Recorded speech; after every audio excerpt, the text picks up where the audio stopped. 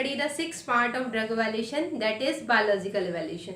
Biological evaluation क्या होता है? It is the estimation of potency of the cure drug or its preparation on the living organisms like bacteria, fungal growth, any animal tissue or the entire animal.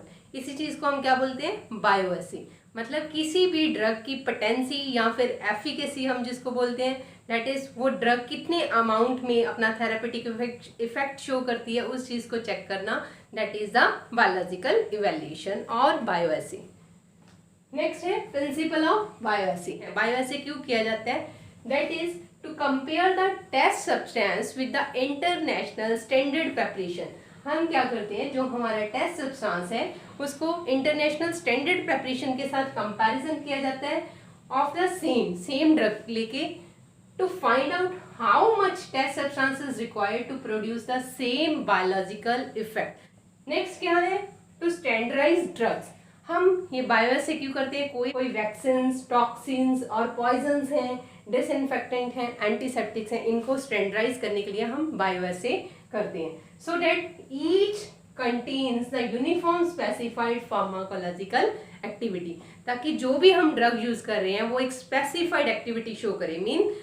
मान लो हम कहते हैं कि anti rheumatic drug है, Google is anti rheumatic, ठीक है, तो वो स्पेसिफाइड है कि गूगल हम एंटी रोमेटिक ड्रग की तरह ही यूज करते हैं.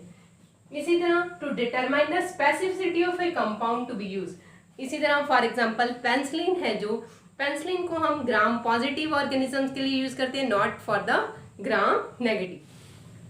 नेक्स्ट है इंडिकेशन ऑफ बायोलॉजिकल इवैल्यूएशन. हम कहाँ कहाँ बायोलॉजिकल इवैल्यूएशन को यूज कर सकते हैं? उस केस में अगर ड्रग बायोलॉजिकल एक्शन शो कर रही है बट उसका केमिकल नेचर ऑफ ड्रग है जो हमें नहीं पता, तो उस केस में हम बायोलॉजिकल इवैल्यूएशन को यूज करते हैं. सेम अगर एक ड्रग की क्वांटिटी इतनी कम है कि हम उसको केमिकली इवैल्यूएट नहीं कर पाते, उस केस में हम बायोलॉजिकल इवैल्यूएशन को यूज करते हैं. नेक्स्ट क्या है? Drug having different chemical composition. एक ड्रग जिसकी केमिकल कंपोजिशन तो डिफरेंट है बट जो बायोलॉजिकल एक्टिविटी है वो सेम है, उस केस में हम बायोलॉजिकल इवैल्यूएशन को यूज करते हैं. फॉर एग्जाम्पल कार्डियोग्लाइकोसाइड्स हैं, उनको हम इवैल्यूएट करते हैं by the biological evaluation method. कहाँ पे करते हैं? ऑन कैट्स, फ्रॉग्स और पिजन्स. नेक्स्ट क्या है? Classification of bioassay. That is हम बायोएसी को 3 वे से क्लासीफाई करते हैं, in vitro, in vivo and ex vivo. First is in vitro method. In vitro method में क्या होता है कि हम कोई कल्चर यूज कर रहे हैं, दैट इज एक बायोलॉजिकल सिस्टम है जो उसका कल्चर बना के उसको यूज किया जा रहा है to study the effect of compound under standard conditions not similar to that of living environment. मतलब उस कल्चर को कुछ स्टैंडर्ड कंडीशंस में ही ग्रो करवाया जा रहा है बट वो जो स्टैंडर्ड कंडीशन है not same that of living organism. तो यहाँ पे जो सेल कल्चर है वो सर्वाइव कैसे कर पाती है? Because of the nutritional media. There are some examples of in vitro method, that is it is used in case of stem cells, in case of cell culture and in case of microbes, that is bacteria की growth के लिए हम cell cultures को use करते हैं. Next is in vivo method. In vivo method में क्या है? In this a living animal is used for the purpose of assay. हम एक animal को use करते हैं, that may be rat, mice, frog और rabbit.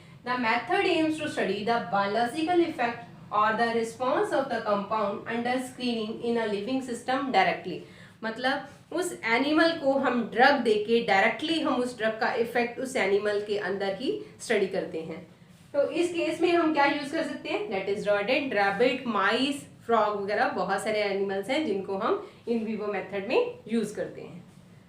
Next is ex vivo method. X vivo method को हम टिश्यू मेथड भी बोलते हैं. क्यों बोलते हैं? क्योंकि इस केस में हम क्या करते हैं, जो लिविंग और एनिमल है उसी का कोई पार्ट, ऑर्गन या टिश्यू, उसको यूज करके हम उस ड्रग के इफेक्ट को स्टडी करते हैं. That is in this method a tissue और cell of the recommended living system to study the effect of the compound under test in suitable condition within the stipulated time of organ survive outside the body.